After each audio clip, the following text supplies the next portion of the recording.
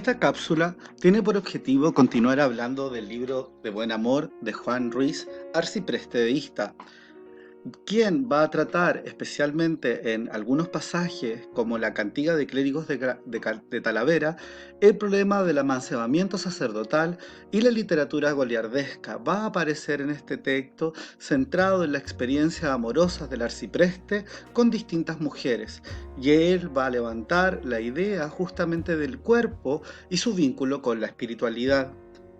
Para Juan Ruiz, arcipreste de Ita, la mejor arma contra la lujuria no es la continencia, sino el matrimonio.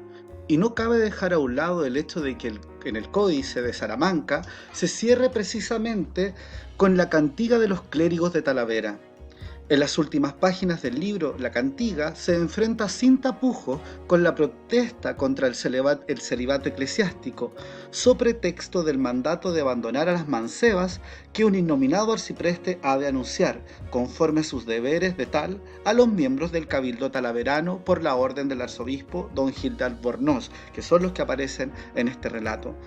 Don Ramón Menéndez Pidal, Félix Lecoy y otros principales estudiaron su relación con un grupo de poemas latinos titulados De Concubini Sacerdotum, Consulatio Sacerdotum y De Convocatione Sacerdotum, casi 3 versiones de una misma pieza dada por muchos tiempos como de obra de Walter Mapes y tenidas hoy como anónimos productos del género goliardesco, es decir, el arcipreste de Ista y el libro de Buen Amor se relaciona con esta literatura goliardesca escrita en lengua latina, donde se trata el vínculo entre los sacerdotes y las mujeres, las concubinas, el cuerpo y la consolatio que estos sacerdotes van a buscar a través del amor en su experiencia profana, ¿no?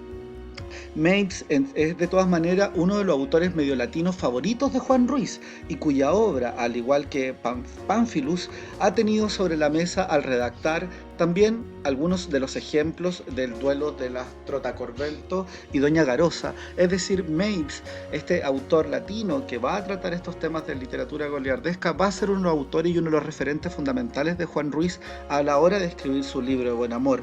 Y allí lo podemos ver en algunos casos y ejemplos muy concretos, como el caso de la Trotaconventos, Doña Urraca, pero también el papel de la Doña Garosa, que es una monja.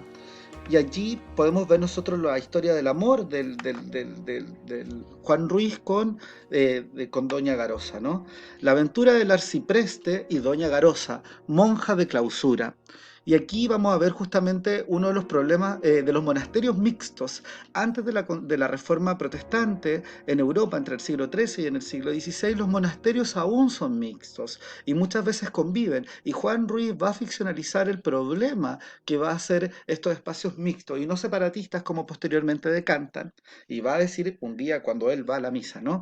En el nombre de Dios fui a misa de mañana, vi estar a la monja en oración, lozana, alto cuello de garza, color fresco de grana, desguisando fiso que le mandó vestir lana. Valme, Santa María, mis manos me aprieto. ¿Quién dio a la blanca rosa hábita, velo prieto? Más valdría a la fermosa tener fijos en nieto, que a tal velo prieto, nin que hábitos siento. Es decir, aquí Juan Ruiz nos relata cuando él va a la misa y ve a esta monja vestida con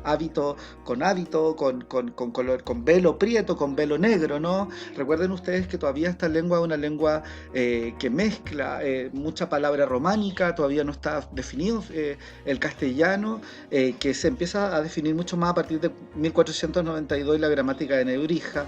Pero sí podemos entender efectivamente cómo hay un viaje escrito en Guadernavía donde Juan Ruiz nos relata esta situación erótica que le pasa cuando ve a esta monja de velo negro en hábito, ¿no? Y él piensa que esta monja no debería estar vestida con lana, con sayo, con velo, sino que debía ser madre, tener hijos, ¿no? Y él va a iniciar una serie de aventuras eróticas con Doña Garosa, con esta monja que es una de las protagonistas, una de las protagonistas de esta historia amorosa. Eh, pero que sea erranza con Nuestra Señor el pecado de monja a omne doñador. Ay Dios, y yo lo fuese que este pecador que ficiese penitencia de este fecho error. Oteóme de unos ojos que parecían candela, yo suspiré por ellos, dis mi corazón, hela. Fuime para la dueña, fablóme, fablela, Enamoróme la monja y yo enamoréla. Entonces aquí vemos claramente como clausura esta historia de Juan Ruiz con esta monja que va a ver y establecen todo este vínculo amoroso en el contexto de los monasterios mixtos. Aquí yo les pongo algunos links por si les interesan para revisitar, que es la versión del Decamerón de Pier Paolo Pasolini, que tiene algunos ejemplos también el Decamerón, donde se van a introducir el problema de los monasterios mixtos y este tema goliardesco también. En el caso del Decamerón, las monjas que se acuestan con los campesinos, y en el caso de Juan Ruiz, el arcipreste que se acuesta con otras monjas, ¿no? Entonces, este tipo de literatura que aborda el tema del cuerpo sin tapujo en una época en que entre los límites de la espiritualidad y la carne no estaban tan definidos como va a ser a partir de la arremetida ultraconservadora que va a generar el siglo XVI después de la escuela protestante. Y aquí va a decir Francisco Rico, un teórico español también importante y erudito en torno al tema. El libro en amor es a la vez un libro y un libreto. En cuanto al libro, ensarta en la primera persona el relato de una docena de aventuras amorosas, serias, jocosas y tragicómicas, solitarias o insólitas, pero siempre fallidas, protagonizadas mayormente por un Juan Ruiz, arcipreste de Ita, que no se deja confundir con el autor, acaso del mismo nombre o en el momento de la escritura, sino que más bien a partir de un flashback se nos propone como una cómica prehistoria del autor, cuyas experiencias de otro tiempo han madurado en las enseñanzas que ahora no endosa. En cuanto al libreto, la narración se entrevera de canciones, fábulas, anécdotas, chácharas y otras abigarradas apoyaturas para mantener viva, con los asiduos cambios de tono y enfoque, la atención de un auditorio en absoluto callado e inmóvil. Y aquí es bien interesante porque también gran parte de los pasajes del libro de Buen Amor van a circular como literatura juglaresca, como representación y divertimento popular.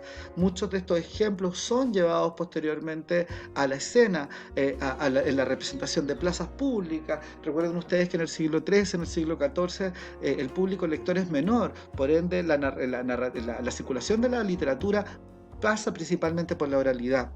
De ahí que el juglar del buen amor comparecía ante el público no simplemente para contar, sino para encarnar, para incorporar o personificar en sentido literal los lances del arcipreste en su doble papel de autor y protagonista o comparsa. Así, a menudo eran solo la dicción y la gesticulación las que le permitían distinguir el yo uno del yo otro, ¿no? Los distintos planos de la representación. Peligrosamente fundió los manuscritos, pero uno y otro coincidían en ser poetas. A cada paso se le presentaba además la ocasión de entonar trovas, notas, rimas editados, versos al son del laúd o la vihuela, y también con un vivaz acompañamiento plástico, es decir, los juglares con la vihuela, con el laúd, con la música, con el cuerpo, van a interpretar estos textos de Juan Ruiz, van a ser llevados a las plazas por donde va a circular este tipo de ideas, ¿no? Este tipo de reflexiones que son a la vez jocosas, pero proponen siempre un ejemplo moral, que es la idea del buen amor, cómo construir un buen amor. Y de ahí que el arte callejero y la itinerancia de las campañas, de los juglares, ¿no? Sea muy importante en este tipo de literatura, que hay muchos debates de tipo religioso. Un juglar en efecto rara vez viajaba sin una compañera al lado. A man de Trofaena, la juglaresca les tocaba regularmente añadir vistosidad a la función bailando al ritmo del pandero y por ello mismo convirtiendo su cuerpo en espectáculo. La danzadera se doblaba a sí mismo en cantadera y en su caso intervenían en la representación de los episodios dialogados. Es bien significativa al respecto que la popularísima modalidad poética del debate enfrente principalmente un personaje masculino y otro femenino. Y aquí vamos a ver varios casos de representación jugularescas, como el debate del alma y el cuerpo, el agua y el vino, Don Carnal y Doña Cuaresma, que van a ser otros de los personajes que van a aparecer en la historia de El libro de amor, discutiendo justamente Don Carnal y Doña Cuaresma, ¿no? Que viene a ser todo el periodo ascético de los 40 días que vivimos previo al carnaval, a esta experiencia carnal, ¿no? Entonces siempre en Juan Ruiz va a haber una discusión que transita entre el cuerpo, desde los deseos, desde la sexualidad, a justamente el plano divino, y cómo un poco entre esos dos lugares existe un tránsito que el hombre medieval no dejó exento de reflexiones, que trató conjugarlo, y justamente la literatura y el tema amoroso vino a ser el papel que me dio este tipo de discurso que hoy día nosotros hemos heredado para comprender nuestro pasado y nuestro presente.